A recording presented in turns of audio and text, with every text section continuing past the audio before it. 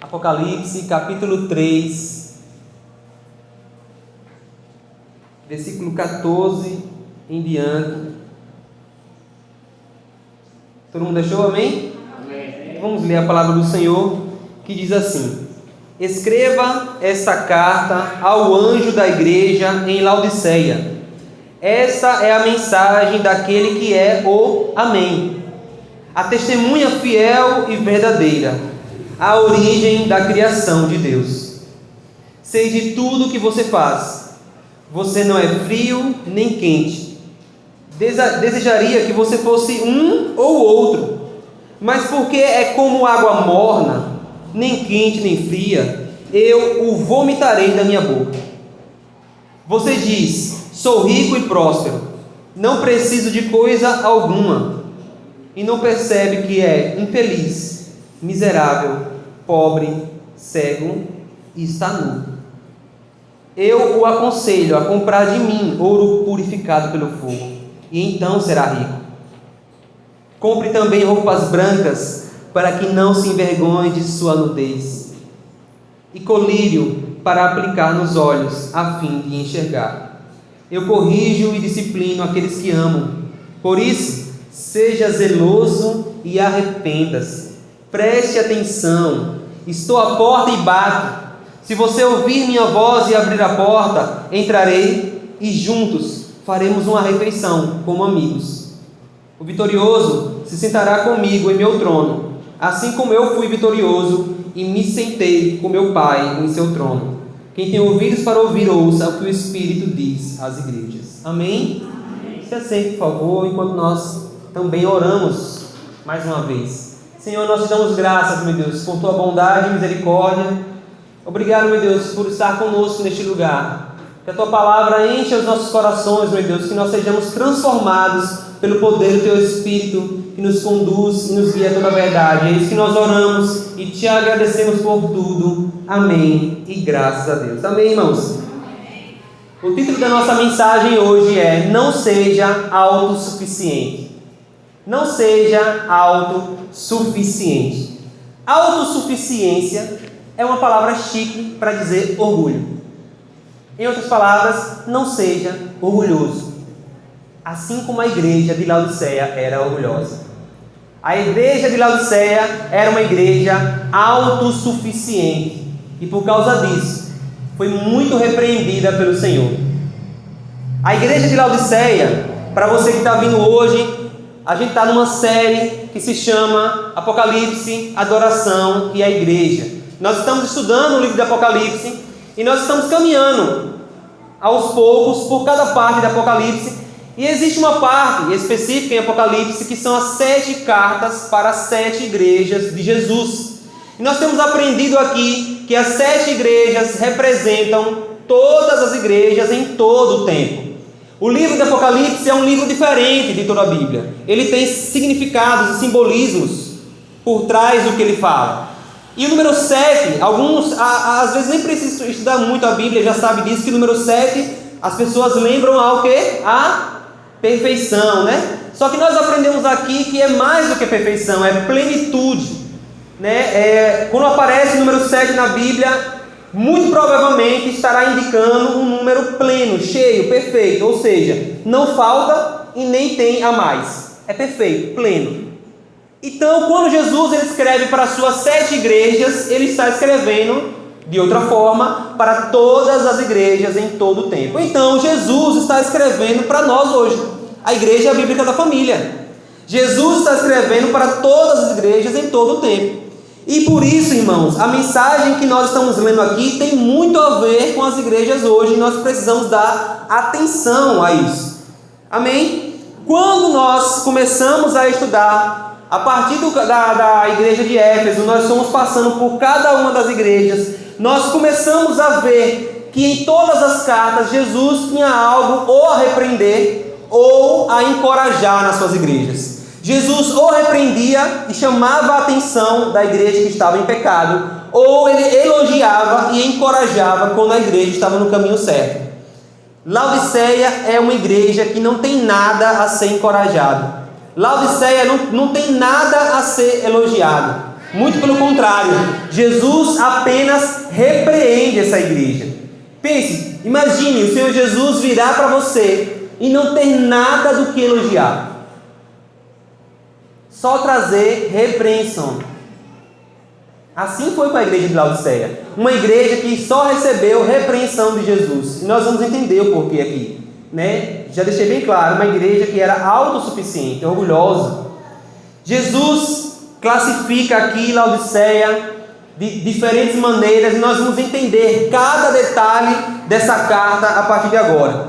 A primeira coisa, irmãos, no versículo 14 que nós encontramos, é o próprio Senhor Jesus se apresentando para a igreja de Laodiceia. Jesus vai dizer: eu sou o Amém. E eu queria que você pensasse comigo aqui agora sobre o significado dessa palavra. Todo mundo aqui já disse amém muitas e muitas vezes. Essa é muito fácil. É uma palavra que até quem não é crente está dizendo o tempo todo por aí: amém, amém, amém, amém, amém. Mas o que significa amém? Nós precisamos, pensar um pouco sobre isso. Normalmente quando alguém fala assim: olha, Helena vai ser uma bênção, vai se tornar uma mulher para a glória de Deus e vai abençoar muitas pessoas. Aí Rayara vai dizer? Amém. Rayara quer dizer o que com isso? Que assim seja, que isso se concretize realmente, que seja verdade, isso aí. E Jesus está dizendo: eu sou a verdade, eu sou a concretização dos propósitos de Deus. Jesus está se colocando como o amém, como a palavra final em todas as coisas. Jesus está se colocando como aquele que dá o ponto principal em todas as coisas. Ele se apresenta como a personificação da própria fidelidade. Ele está dizendo: olha, eu sou fiel, eu sou verdadeiro, eu sou a concretização dos planos de Deus, eu sou o amém. Irmãos, essa expressão de Jesus se apresentando como amém faz forte contraste com a igreja de Laodiceia e com os laodicenses, porque os laodicenses, a igreja de Laodiceia, era muito infiel. Em contrapartida, Jesus se apresenta como sendo aquele que é fiel, como sendo aquele que é verdadeiro, aquele que é a verdade. Os laodicenses, ao ver isso, entenderam que era uma afronta, porque eles estavam sendo infiéis ao Senhor. Além disso, Jesus se apresenta como a fonte de todas as coisas. Ele diz: eu sou a origem de toda a criação. É como se Jesus estivesse dizendo o que nós vimos em outras cartas, quando ele se apresenta como o primeiro e o último, o alfa e o ômega. É como se Jesus estivesse dizendo assim: olha, eu sou o alfa, eu sou o primeiro, eu sou a origem de todas as coisas, eu sou a fonte de todas as coisas. Jesus está dizendo: eu sou o começo e o fim. Eu sou o começo de todas as coisas, tudo vem de mim. Nada do que existe sem mim. É isso que Jesus está dizendo, irmãos. Fazendo também grande crítica aos laodicenses, que empinavam o nariz e pensavam: nós não precisamos de ninguém, nós somos autossuficientes. E Jesus diz: como? Se eu sou a fonte de todas as coisas. Se tudo vem de mim, como é que vocês pensam que não precisam de nada, que vocês são autossuficientes, que vocês já têm tudo? Porque era isso que aquele povo pensava: nós já temos tudo. É isso que envolve, irmãos, o orgulho, a autossuficiência, é pensar que não precisa de nada, é pensar que não tem nada a receber. Jesus está se apresentando para aquela igreja, mostrando que sim, eles precisam sim, eles têm falta, e muita falta. E nós vamos começar a entender mais disso. Eu queria trazer um pouco da história de Laodiceia para você. Laodiceia, naquela época, era uma das cidades mais ricas que havia. Pense aí agora em uma cidade muito rica que você já ouviu falar. Era Laodiceia. Laodiceia era extravagante, tinha tudo do bom e do melhor, tinha uma localização naquela época comercial muito importante. Todas as pessoas que passavam para ir para outras cidades precisavam cruzar com Laodiceia. Então era um ponto comercial muito bom. Pense aí, quando você quer abrir um ponto comercial, ou então você que já abriu, você procura uma boa localização. Laodiceia tinha uma boa localização. Só que tinha uma coisa três coisas em especial em Laodiceia que eram muito conhecidas naquela época.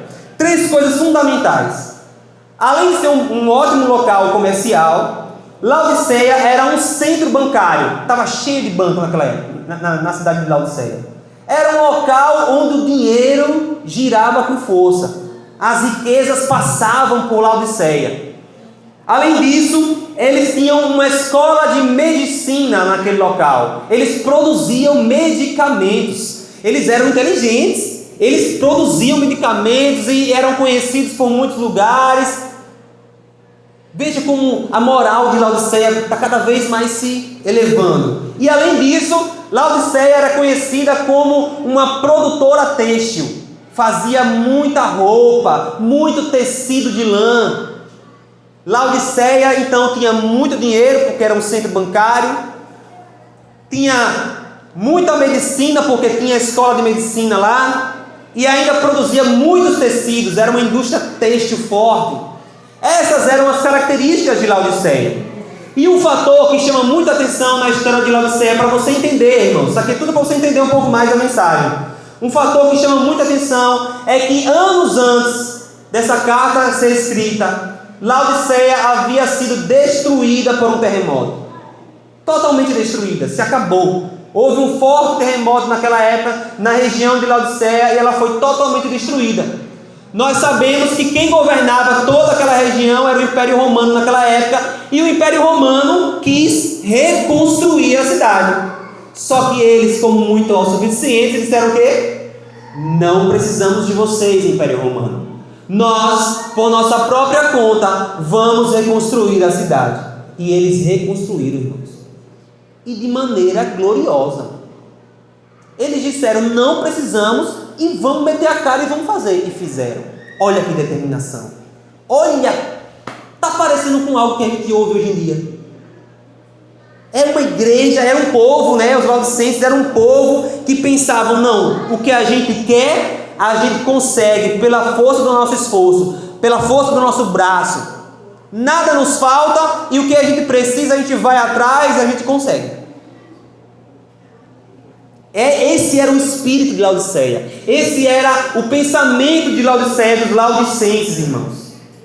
E isso havia impregnado dentro da igreja. Nós começamos há 3 domingos atrás a orar por Aracaju. Nós colocamos ali um banner para você orar por Aracaju. Porque, irmãos, eu entendo que Deus nos colocou a mim, a você e a cada um de nós nessa cidade, para que a gente seja bênção neste lugar. Porque a palavra de Deus nos chama a ser sal e luz nessa terra, amém? A fazer a diferença, mas fazer a diferença nos parâmetros de Deus, daquilo que Deus considera realmente ser a diferença. Então nós temos orado por Aracaju, além de fazer outras coisas, como o Paulo falou aqui, não podem ser apenas palavras vazias, precisa ser oração e atitudes, amém? Por que nós oramos por Aracaju, além dessas coisas? Porque nós precisamos tomar um cuidado para não sermos influenciados pela nossa cidade. O que é que a cultura de Aracaju diz que é certo? Nós não podemos ir pelo que Aracaju diz que é certo. Nós precisamos mostrar na cidade de Aracaju, nas ruas de Aracaju, qual é a cultura do reino de Deus. O que Deus considera certo, o que Deus considera errado. Nós precisamos, como igreja do Senhor, corpo de Cristo, sair pelas ruas, onde nós trabalhamos, onde nós estudamos, por onde nós passamos, e mostrar a essa cidade quem é Deus. Amém, irmãos? Porque senão acontece o contrário.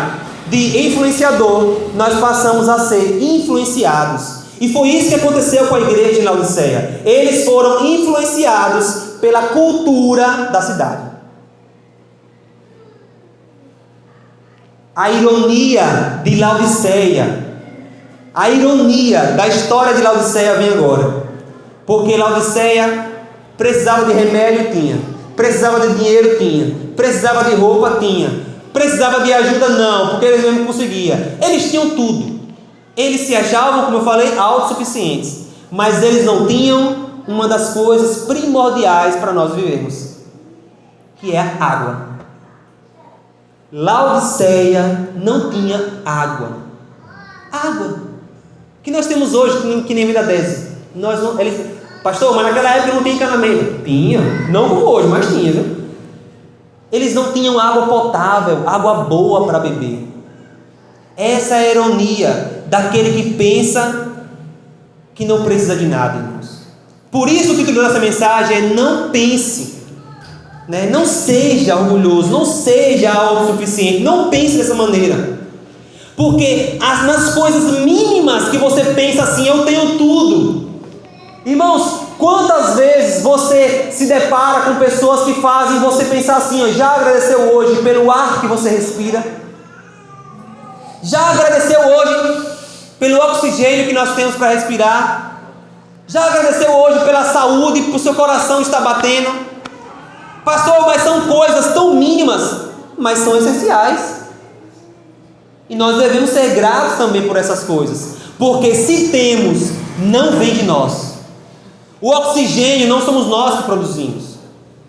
A vida não somos nós que damos. Nós estamos grávidos aqui, nós vamos gerar aí, quem sabe, gêmeos para a glória de Deus. Mas, irmãos, você sabe muito bem que o homem e a mulher, eles fazem sexo. Quem faz filho é Deus. Quem dá vida é Deus. Nós somos seres humanos limitados. O Senhor que dá e tira todas as coisas. É o Senhor que é todo-poderoso. Laodiceia, você não é toda-poderosa. Você pensa que é, mas você não tem o básico. Por isso, irmãos, quando nós lemos aí no versículo 15, você não é frio nem quente, nós não entendemos muito bem o que é isso. Mas agora, trazendo para você essa nova informação, você vai entender. Laodiceia não tinha água. E aí, pastor? Bebia como? Bebia água como? Tinha que trazer de outros lugares. Olha aí, ó. Quem pensa que nunca precisa de ninguém, precisa. Ainda assim precisa. Havia duas cidades naquele local que faziam conexão com Laodiceia. Uma cidade, a alta, chamada Hierápolis, e a outra cidade, que era Filadélfia. De uma cidade vinha água fria, que refrescava, que era usada para beber. De Hierápolis vinha águas quentes, águas termais, que naquela época eles acreditavam e eles usavam como formas medicinais. Águas quentes como forma de curar e tratar feridas, doentes e outras coisas. Então, as águas quentes que vinham de Hierápolis serviam para curar. As águas frias que vinham da outra cidade serviam para refrescar. Mas as águas de Laodiceia eram mornas. Como assim, pastor? Você não disse que não tinha águas? Exatamente, não tinha. O que é que eles fizeram? Providenciaram encanamentos para vir de outra cidade, para trazer água fria, para que eles pudessem ter a água dentro da sua cidade. Tudo preparado, tudo bonito, agora sim nós vamos ter água. O que acontecia é que a água, quando chegava suja e morna, infectada, que não servia para nada.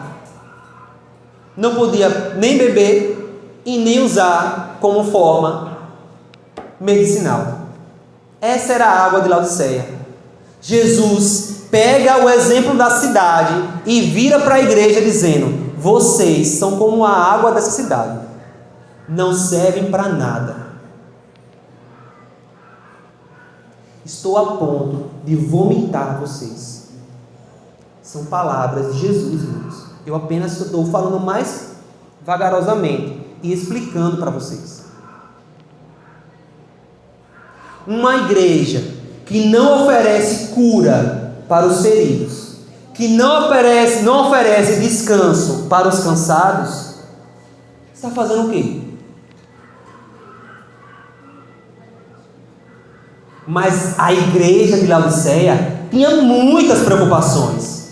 Estava preocupada com muito dinheiro, estava preocupada com status, estava preocupada com ser reconhecida, estava preocupada com muitas coisas, mas o fundamental ela não estava preocupada. Ela não estava sendo fiel, ela não estava cuidando do povo de Deus, ela não estava sendo bênção de acordo com como Deus chamou ela para ser. Então, se não está sendo o que deve ser, Jesus diz: para mim não serve.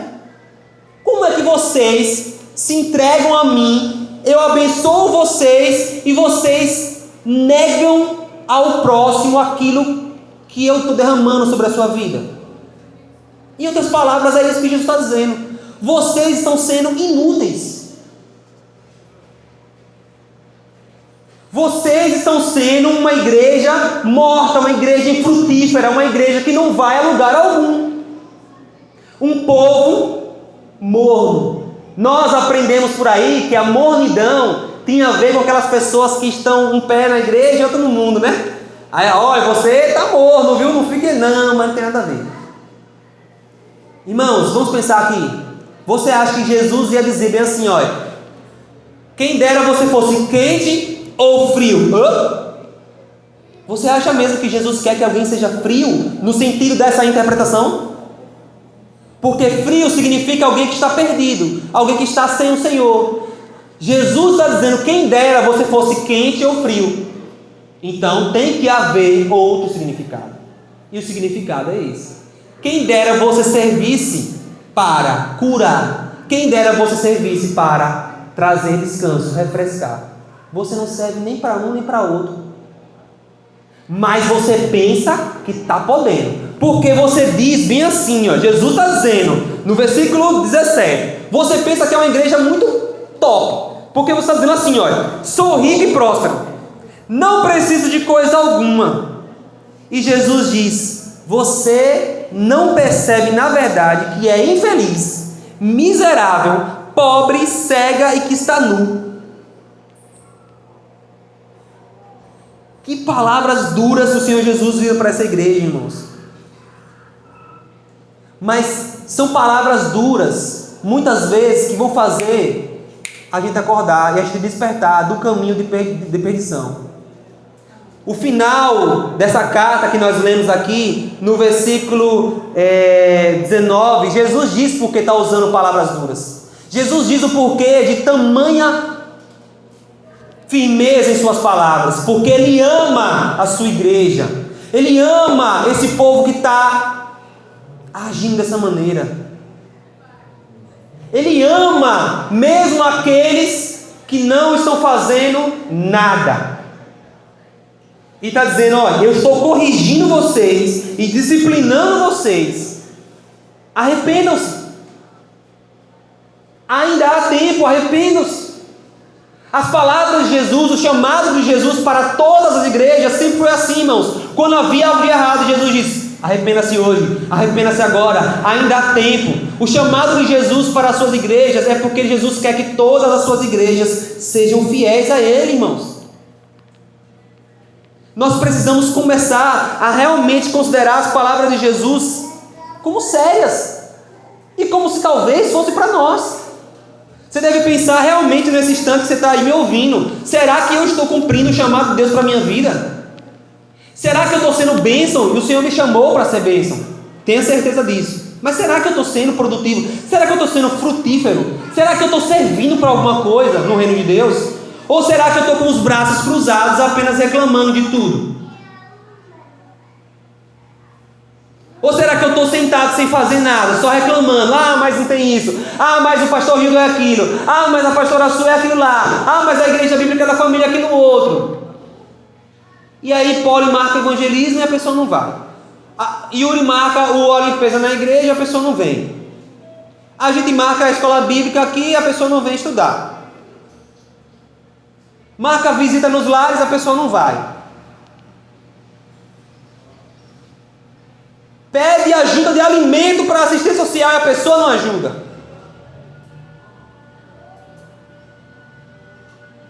Já não oferta, né? E olha que a gente nem fala de oferta aqui. Está fazendo o que na igreja, irmãos? Jesus vira para aqueles que estão mornos e diz exatamente essas palavras: estou ao ponto de vomitar vocês. Não adianta, irmãos, a gente empinar o nosso nariz e dizer, eu estou bem, eu estou bom, olha como eu... E na verdade, o Senhor que vê o nosso interior saber como a gente está. Porque o Senhor da igreja conhece a igreja, Ele conhece a sua vida, Ele sabe de tudo que você pensa, faz ou não faz. O Senhor nos conhece, irmãos, e por nos conhecer, nós deveríamos tremer diante dEle. pois Ele sabe os nossos pensamentos, Ele sabe as nossas intenções, Ele nos conhece. Nós deveríamos nos arrepender, mas por que não nos arrependemos? Por que pensamos que vir à igreja é apenas uma coisa, um ritual? Então vá para a igreja católica, pô. Se eu tiver algum católico aqui, me desculpe, né? Porque nós temos hoje muitos visitantes, mas você sabe muito bem que tem muito católico que é não praticante, né? Só vai na missa de vez em quando, mas tem católico que é mais praticante do que crente. Evangélico, viu? Tem católico que é católico mesmo.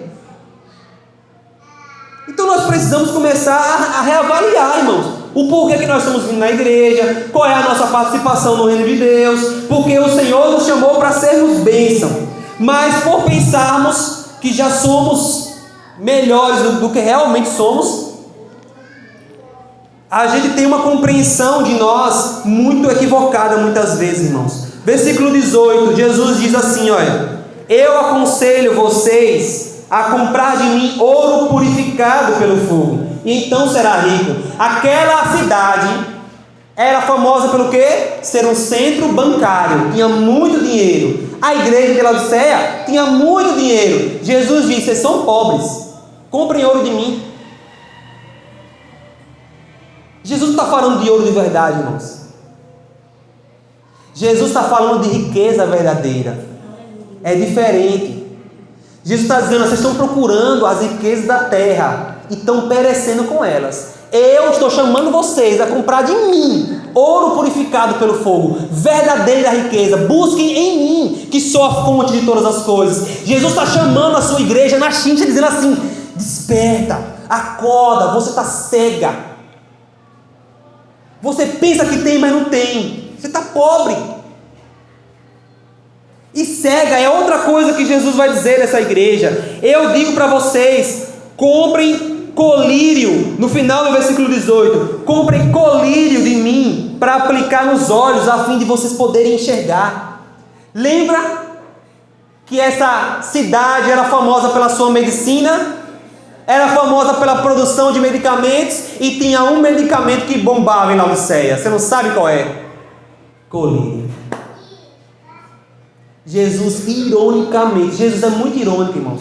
Eu às vezes sou irônico, algumas pessoas às vezes são irônicas, e eu não sei porque a gente tem tanto problema com ironia, porque Jesus o tempo todo é irônico na Bíblia.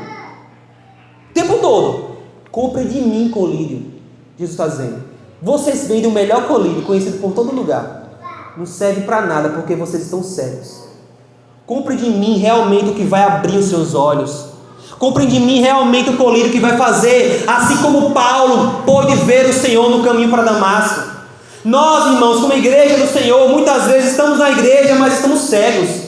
Não estamos percebendo o que Deus está fazendo, não estamos percebendo o que está acontecendo no mundo, não estamos percebendo que as coisas estão passando, as coisas estão apertando, muitas pessoas se desviando, muitas pessoas no amor esfriando, muitas pessoas na fé esfriando, e a gente fica: não está acontecendo nada. E Jesus o tempo todo aí, dando alerta, parece que só falta ele botar um outdoor assim na nossa frente e dizer assim: acorda. É crente parando de ler a Bíblia, é crente parando de querer estar na igreja, é crente parando de orar, é crente parando de querer estar em comunhão com o irmão. Já está num grau muito ruim, porque está cego há muito tempo. Irmãos, eu já falei isso aqui algumas vezes. Uma das orações que eu já fiz muito na minha vida e faço ainda hoje, que eu acho que todos nós deveríamos fazer, é: Senhor, o que o Senhor está fazendo no mundo, me inclua nisso aí. Irmãos, faça essa oração em nome de Jesus. Deus, o que o Senhor está fazendo em Aracaju? Eu quero fazer parte, me inclua. Irmãos, você já pediu para fazer parte de alguma coisa assim? Tipo assim, ó, eu quero fazer parte disso aí. Faça com Jesus. Diga assim: Senhor Jesus, eu quero fazer parte do que o Senhor está fazendo. Eu quero estar envolvido, eu quero estar no seu time, Jesus. Eu quero jogar com o Senhor, eu quero fazer o que o Senhor quer. Eu quero ir onde o Senhor vai. Me inclua, Jesus, eu quero. Mas a gente muitas vezes não ora essas coisas, a gente ora outras. A gente quer bênção, a gente quer conforto, a gente quer livramento, a gente quer cura, a gente quer bênçãos e mais bênçãos, mas a gente não quer se comprometer no reino de Deus. E o reino de Deus sempre foi feito por gente comprometida, gente que, se preciso fosse, dava vida pelo Senhor. Eu morro, mas eu morro pelo meu Senhor. E hoje tem gente que morre pelo trabalho. Hoje tem gente que morre pelas riquezas. Hoje tem gente que morre pelo próprio umbigo. Mas a história da igreja, a palavra de Deus, é marcada por homens e mulheres que, como Estevão, se preciso for, eu vou ser apedrejado e morrer aqui, mas eu vou pregar a verdade. Eu vou anunciar o que é certo. Eu não vou me dobrar diante das opiniões alheias. Eu não vou abaixar a mensagem porque as pessoas querem que eu abaixe a mensagem. Eu vou pregar o certo. E por pregar o certo, você vai ser apedrejado, você vai ser perseguido, você vai ser deixado de canto. Graças a Deus nós vivemos num tempo que não mata ainda os cristãos, ainda, viu? Tempo de liberdade, irmãos. Aqui no Brasil é um tempo de liberdade. Você pode ser cristão livremente. Se você der uma doida na sua cabeça e dizer assim: amanhã eu vou na praça gritar aos quatro mundos para as pessoas se entregarem para Jesus, ninguém vai lhe prender. Ninguém. Agora, nós conhecemos uma pessoa que não pode fazer isso. A missionária Jana está lá na Tunísia, mas ela não pode fazer essa loucura, porque se ela fizer isso, ela vai ser presa, vai ficar um bom tempo até ser deportada, mas ela vai ficar um bom tempo presa lá, comendo ou não comendo, porque até a comida na prisão lá, para esse tipo de pessoa que prega o evangelho, demora. Se não chegar de fora, eles pensam se vão dar ou não. Você já parou a pensar que a gente tem um celular com o contato de Jana e a qualquer momento a gente pode não receber, na verdade, uma mensagem dela dizendo que ela foi presa? E se ela foi presa, ninguém vai saber. Como é que eu vou saber? Como é que você vai saber? A gente só vai saber pela falta da mensagem dela. Quando parar de mandar mensagem, Jana nunca mais mandou mensagem. Quando a gente ligar e ela não atender, aconteceu alguma coisa. E agora? Como é que a gente faz para ajudar a Jana? Irmão, se não for por amor a Jesus que ela foi para aquele lugar, eu não sei. Entendeu?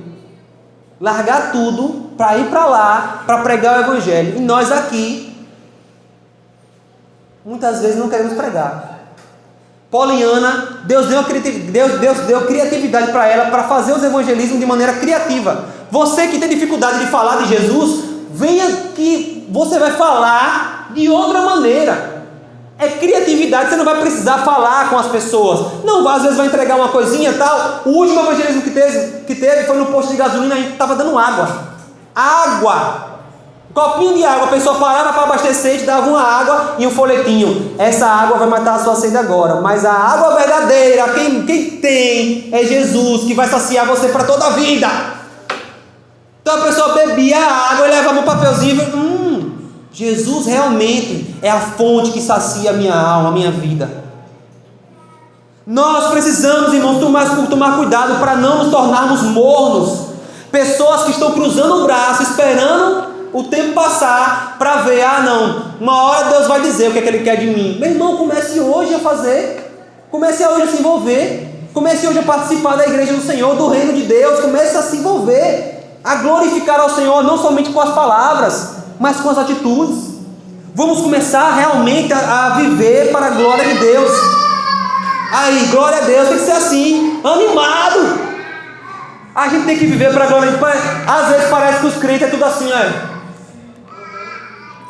Meu irmão, a gente precisa sacudir a terra.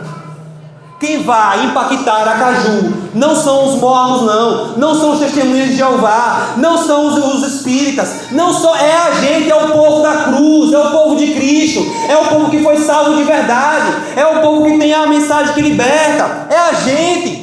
Não é ONG, não é o governo, não é a prefeitura, não é Emília, não é Mitidieri, não é Bolsonaro, não é Lula. Quem vai impactar Aracaju, Sergipe, Brasil são os crentes dessa terra, os crentes de verdade, os que são raiz mesmo, fiel ao Senhor, que mesmo apertando o calo vão se manter adorando ao único Deus verdadeiro. Porque, irmãos, a nossa vida cristã começou no dia que você levantou a mão e disse assim: Jesus, eu te aceito como meu único e suficiente Salvador. Isso é uma declaração de fé. Você está declarando para todo mundo que a sua vida não é mais sua, é do Senhor Jesus. Aquela igreja de Laodiceia havia perdido isso de vista, irmãos. Eles estavam vivendo para eles mesmos. O pior Deus, o pior falso Deus que existe hoje é o eu.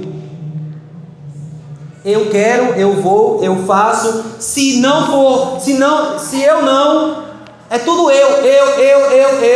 E Jesus chama-nos a colocar Ele no centro de todas as coisas. Jesus nos chama a que Ele governe todas as coisas. Que Ele seja realmente a peça principal no funcionamento da nossa vida.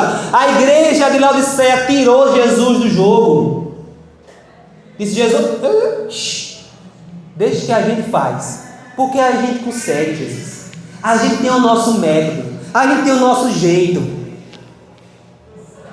Para terminar, Jesus disse que aquela igreja, né? Porque aquela cidade era produtora de tecidos, de roupas, e era muito chique. E Jesus diz: compre roupas brancas de mim, para que você não se envergonhe da sua nudez. Nós já falamos aqui, roupas brancas é sinônimo de vitória no reino dos céus. Pois a palavra deixa bem claro que quando Jesus voltar e estabelecer o seu reino, diante dele estarão multidões e multidões vestidos de branco. É um sinônimo de vitória. Jesus está dizendo: compre realmente a roupa que te garante o acesso ao reino. Compre de mim, só eu forneço. Jesus está dizendo: eu sou o único fornecedor possível. Não tem santo, não tem outro Deus, nunca houve outro Deus, não tem Satanás, não tem ninguém. Eu sou o único fornecedor de roupas brancas que garantem acesso ao reino dos céus. Somente eu, Jesus está dizendo. Comprem de mim, para que vocês não se envergonhem da sua nudez. Jesus está declarando, irmãos, está colocando aquela igreja no lugar dela, porque aquela igreja estava que nem a Torre de Babel, querendo chegar aos céus por sua própria conta. E todas as vezes que os seres humanos tentam chegar ao céu por suas próprias contas, Jesus confunde as línguas, Jesus confunde as pessoas. Jesus vai lá e diz: não, está errado. Irmãos, Jesus morreu na cruz do Calvário, derramou o seu sangue por mim e por você, que não merecia, nunca mereceu e nunca vamos merecer. Pagou pelo nosso preço, recebeu a ira de Deus na pele, para nos dar acesso ao reino de Deus. E a gente, ainda assim, muitas vezes, quer dar um jeitinho, tentar fazer pelo nosso jeito. A vida cristã, irmãos, do início ao fim, é uma vida de dependência e não de autossuficiência. Quando a humanidade declarou: somos independentes, morreram, caíram. Foi lá no Éden. Não, a gente quer ser igual a Deus. Morreram. Espiritualmente. Deus, Senhor Jesus, a palavra sempre nos chama à dependência, a dependermos do Senhor. Sempre nos chama a um caminho de humildade, a um caminho de reconhecer que somos falhos, fracos, muitas vezes cegos. Não vamos a lugar algum. A nossa força é limitada. A nossa força não chega nem onde a nossa mão alcança, muitas vezes. Pegando o gancho no ditado popular. A nossa mão não chega nem muitas vezes onde a nossa mão alcança. A gente não consegue nem chegar nem lá. E o Senhor nos chama: confie em mim. Se entregue a mim. A vida que você deve viver é comigo. Versículo 20, já para terminar. Jesus diz essas palavras, e Ele diz para todos nós aqui. Não é só para a igreja de Laodiceia. Preste atenção. Estou à porta e bato. Se você abrir, entrarei e cearei com você, e nós seremos amigos. Detalhe: Jesus está batendo na porta de quem? Da igreja dele. Jesus está batendo na porta da igreja. Normalmente a gente usa essa expressão para quem não entregou a vida para Jesus ainda. Alguém que não entregou a vida para Jesus, né? Supondo Samuel aqui, supondo que ele não entregou a vida para Jesus, a gente fala: ô rapaz, entregue sua vida para Jesus. Olha, o Senhor está à porta batendo, deixa ele entrar. Ele quer ser seu amigo verdadeiro, ele quer te salvar, ele quer ter amizade com você, um relacionamento. Pastor, tá certo? Tá. Mas principalmente essas palavras são palavras tristes, irmãos. Entenda o que está acontecendo. O Senhor da igreja está fora da igreja, batendo na porta, pedindo para entrar. É muito triste. Isso é uma desgraça. É como se Jesus viesse hoje aqui e ele não pudesse entrar. Laodiceia deixou Jesus de fora da sua vida por causa do seu orgulho, por causa da sua autossuficiência. Lembre-se disso. O orgulho cega, empobrece e envergonha.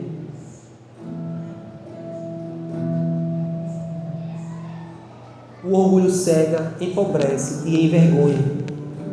Jesus nos chama, irmãos, a abrir as nossas portas, a porta realmente do nosso coração, para que a gente tenha comunhão com Ele. Naquela época, ceiar com alguém, comer com alguém na mesa, era sinônimo de amizade. Era sinônimo de tipo assim, olha, nós estamos fazendo aqui um relacionamento, nós somos amigos. Jesus está dizendo, eu quero ser amigo de vocês, Laodiceia, mas vocês me deixam de fora. E Jesus fala a mesma coisa para mim e para vocês hoje, irmãos. Eu quero ser seu amigo, mas muitas vezes você tem me deixado de fora da sua vida. Abra a porta do seu coração. Chega de orgulho, chega de pensar que pode, que tá, que pá, não sei o que. Meu irmão, se renda, reconheça quem somos. Ninguém tem de si mesmo um conceito mais elevado do que deve ter. Antes tem um conceito equilibrado, de acordo com a medida da fé que recebeu. Entenda que nós somos salvos pela graça, vivemos pela graça e pela graça entraremos nos céus. Lembre-se que a nossa salvação nunca começou em nós e a nossa salvação não vai terminar em nós. A nossa salvação começou em Cristo e é pelo Espírito que é conduzida até Cristo. A vida do cristão é de dependência total ao Senhor. Todas as vezes que a humanidade tentou ser independente, tropeçou, quebrou a cara. Porque Provérbios diz, o orgulho precede a queda.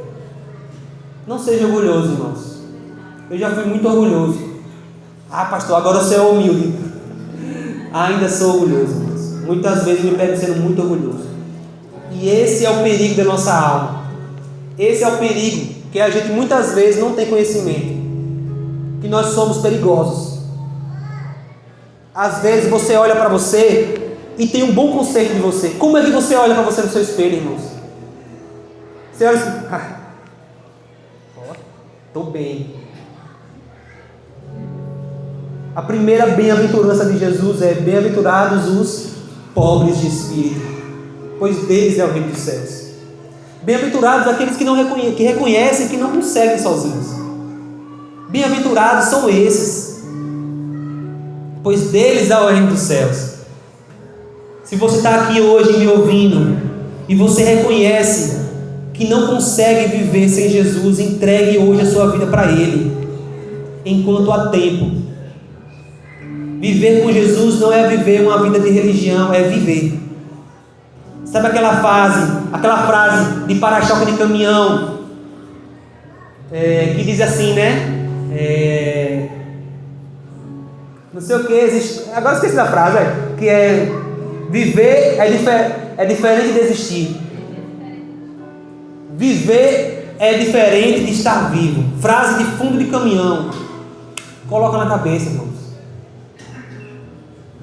É diferente, viu? Porque viver realmente só com aquele que tem a vida a oferecer, realmente. Só Jesus dá vida aos mortos por dentro. Só Jesus pode transformar, inclusive, uma igreja fraca, cega, nua, pobre. Jesus transforma, porque Ele corrige e disciplina quem ama. A esperança, irmãos, da igreja de Laodiceia é muito triste, é uma história muito triste, é uma mensagem muito dura, mas o lindo de Jesus é isso, é que no final Ele mete essa: eu corrijo e disciplino quem eu amo. Jesus, ainda assim, para aquele que está mais errado do que tudo, está mais torto do que tudo, está mais perdido do que tudo, Jesus diz: eu te corrijo porque eu te amo. Porque às vezes, irmão, Satanás vem aqui e diz assim: você está tão sujo, você está tão errado, você acha que Jesus te ama, e Jesus: sim, eu te amo, se arrependa. Mude. Eu te amo. É isso que Jesus diz para mim e para você, irmãos. Para todos nós essa noite. Pois Ele tem para nós uma vitória preparada, irmãos. Versículos 21 e 22. O vitorioso sentará comigo em meu trono, assim como eu fui vitorioso e me sentei com meu Pai em seu trono. Jesus promete para nós, irmãos, autoridade no reino dos céus. Jesus promete para nós honra no reino dos céus. Jesus promete para nós posição no reino dos céus. O mundo diz: queira autoridade na terra, queira posição na terra, queira status na terra. E Jesus garante para nós no seu reino que é eterno. A gente precisa dar ouvidos ao que o Espírito tem falado, irmãos. Irmãos, o Espírito tem dito, falado. O Espírito do Senhor é o Espírito profético. O Espírito de Cristo é um Espírito que anuncia coisas que virão, irmãos. O Espírito do Senhor é um Espírito que anuncia não somente o que está acontecendo agora, mas o que vai acontecer adiante. O Espírito do Senhor nos alerta sobre coisas que nós não conseguimos ver muitas vezes, mas Ele está conosco para nos alertar. O Espírito do Senhor chama a igreja do Senhor a também ser profética. Porque se o nosso Espírito, se o Espírito que dá vida à igreja é profético, a igreja precisa ser profética. E se levantar nesse tempo para fazer o quê? Dar testemunho de Jesus. Anunciar em todos os lugares: existe apenas um Deus verdadeiro, existe apenas um Senhor, existe apenas um caminho, uma salvação, uma verdade. Se somos igreja do Senhor, então somos proféticos. E precisamos nos levantar como os profetas da Bíblia, que muitas vezes levantavam e falavam que as pessoas não queriam ouvir, apontavam o dedo na cara de gente importante se preciso fosse, mas estava honrando ao único que é digno de honra e glória. Eles estavam se comprometendo com aquele que os chamou. Então lembre, meu irmão, eu não estou te chamando para nada. Eu não sou o seu Senhor, eu não sou o seu Salvador. Eu estou replicando as palavras do seu Senhor. Eu estou replicando as palavras daquele que te deu vida. Eu estou anunciando aquilo que Ele já falou para você e para mim. Vamos viver o que Ele tem para nós. Vamos nos posicionar nesse tempo. Vamos dar testemunho de Jesus. A igreja é chamada corpo de Cristo. Então aonde a igreja vai, Cristo vai. Porque corpo não anda sem cabeça, irmãos. Amém? Corpo não anda sem cabeça. Se Cristo é o cabeça da igreja e a igreja é o corpo de Cristo, o que a igreja faz é o que Cristo está fazendo. O que a igreja fala é o que Cristo está falando. Onde a igreja vai é onde Cristo está indo. Então, em nome de Jesus, nesse tempo, vamos, igreja do Senhor. Vamos realmente assumir o compromisso para o qual nós firmamos o contrato com Ele. Você assinou o seu nome lá e disse: Jesus, eu sou teu. E Jesus assinou o nome dele no seu coração: e você é meu, você é minha. Então viva para a glória dele, não viva para o seu próprio umbigo. Cuidado com o orgulho, pois ele cega, envergonha e empobrece.